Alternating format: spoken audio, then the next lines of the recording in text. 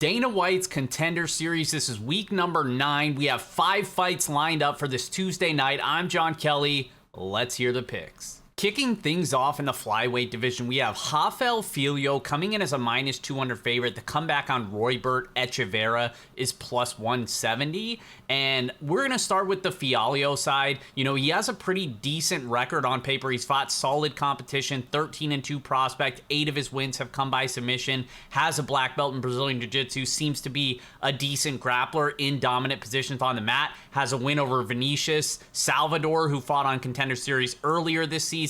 Has a loss to Bruno Ferreira, who fought on Contender Series last season. So he's kind of been around in terms of the Brazilian regional scene. But honestly, like, I expected to be a little bit more impressed with him going through the tape on this guy. I don't rate his striking very highly. He's very low volume on the feet and super hittable as well. So he's one of those guys that has to get the fight to the mat. And while he's looked good in dominant position, he also hasn't looked as good as what you'd expect from a high-level credentialed grappler. So I just really wasn't impressed with him. I don't rate his takedowns super highly at all. I think he's pretty weak, not a very physically strong guy. So I just really have some concerns if he can't get the fight to the mat, because he is such a low-volume striker, doesn't seem to have a ton of power. He really just has one way to win. Whereas on the Echeverria side, first off, the level of competition has been terrible for him. He's fought a combined 22-48 record of his opponents when he fought them. So he's fighting out of Venezuela, undefeated, 7-0, but really hasn't been tested. But I'm willing to roll the dice on him, because in terms of the striking, he's not a super high output guy himself, but he is going to carry a lot more power than Filio. I think he can have more knockout upside on the feet. And then in terms of the grappling, it's pretty much a question mark, but I actually think Echeverria's takedown defense isn't terrible. So I don't mind going with the younger guy who's likely improving, seems to be taking it a little bit more serious at this stage in his career, who should have a pretty big striking advantage. And again, I just keep going back to the takedowns of Filio. I don't think they're that impressive. If Echeverria can defend those, I think he could potentially get his hand raised here. So I think he's super live in the +170 range. So we're starting things off with an underdog for the D-Gen parlay. Which brings us to our next fight. This one's in the lightweight division, as Nurullo Alaev comes in as the biggest favorite on the card at -610. The comeback on Josh, the White Mamba Wick, is +460.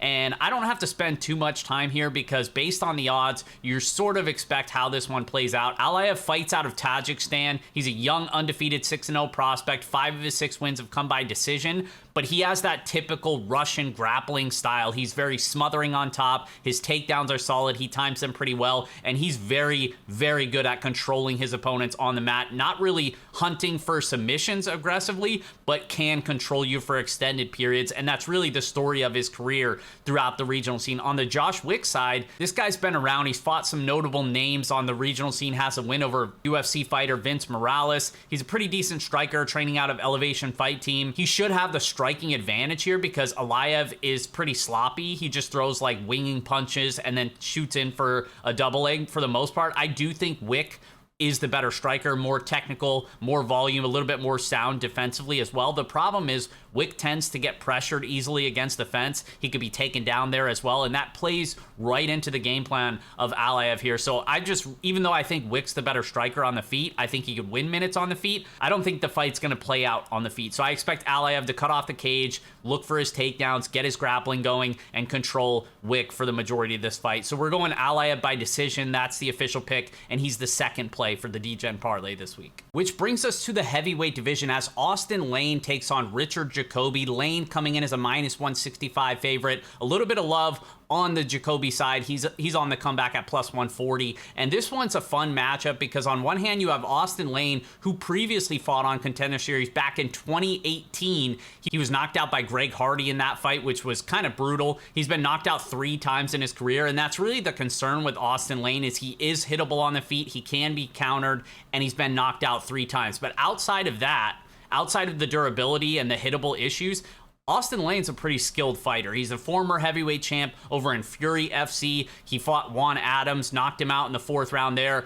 Bit of an early stoppage, but it was impressive to see him be able to, despite being out-wrestled by Juan Adams for extended periods there, he carried his power throughout the fight and into the later rounds. That's impressive for heavyweight, and he is a leaner heavyweight. You know, he's typically giving up a few pounds to his opponents, but he moves well on his feet, and he can go to the wrestling himself. When he's not fighting a high-level wrestler, he's able to initiate the wrestling, the takedowns, and that's where he can have success here against the one-dimensional kickboxer in Jacoby. Jacoby comes from a kickboxing background. He's a 6-0 prospect. 5 of his 6 wins have come by knockout. He has that typical heavyweight one-punch power, but honestly, I was not impressed with this guy, not even his striking. Like, I know he has a good kickboxing background, but he just seems super sloppy to me, super telegraphed, easily countered. Like, I don't even rate his striking that highly, and most of his regional tape was just hurting people on the feet and then jumping on them and landing ground and pound. Like, I don't rate this guy super highly, and he really hasn't fought anybody either.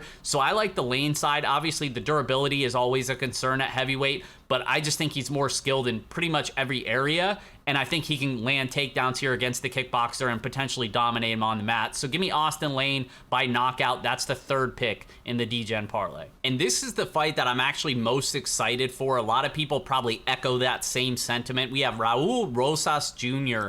coming in as a small favorite now at -145 with Mando Gutierrez on the comeback at +125. This is a really fun matchup between two pretty decent grapplers here. Rosas obviously coming from the high-level grappling background. He's making Dana White Contender Series history at just 17 years old, being able to compete on the show. Formerly, it was Chase Hooper, the youngest guy to earn a contract at 19 years old, get a win on Contender Series. Rosas will beat that by almost 2 years now. And anytime, of course, you have somebody that's this young, that's this green, there's obvious concerns. But the skills are there for this kid. He's certainly developing physically, but the skills and the grappling, I think, are there. This kid's pretty impressive to me. He's a 10th Planet Jiu-Jitsu guy, has won the submission-only tournament in California at 155-pound division there, beat 2 black belts on the way.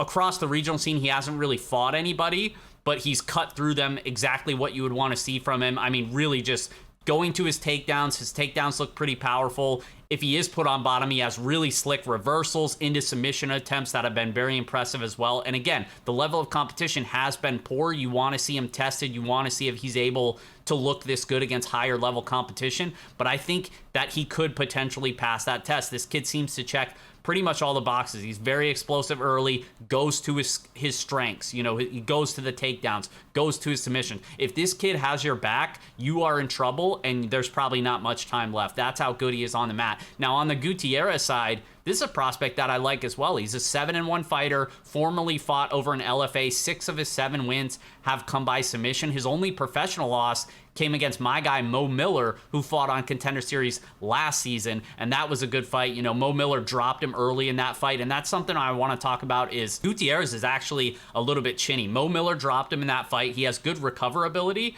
but he's been dropped multiple times. He was dropped 2 other times in the same fight in LFA. He was dropped in the regional scene as well. Like, his chin is really not that great. And against somebody as explosive as Rosas is, I know he's not billed as a striker, but he will strike before he goes to those takedowns. But the reason why I don't like Gutierrez in this matchup is because he's going to be smaller.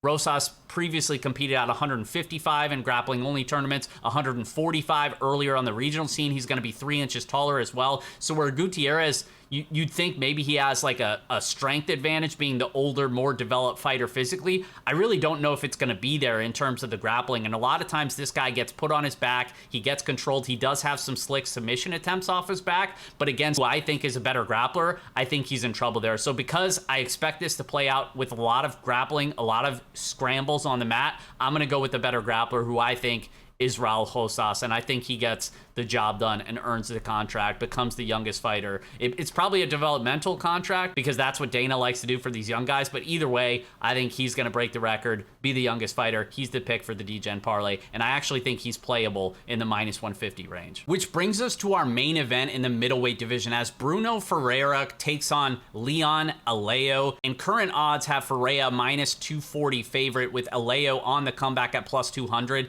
We'll start with Aleo. He's a 10-1 prospect fighting out of Italy.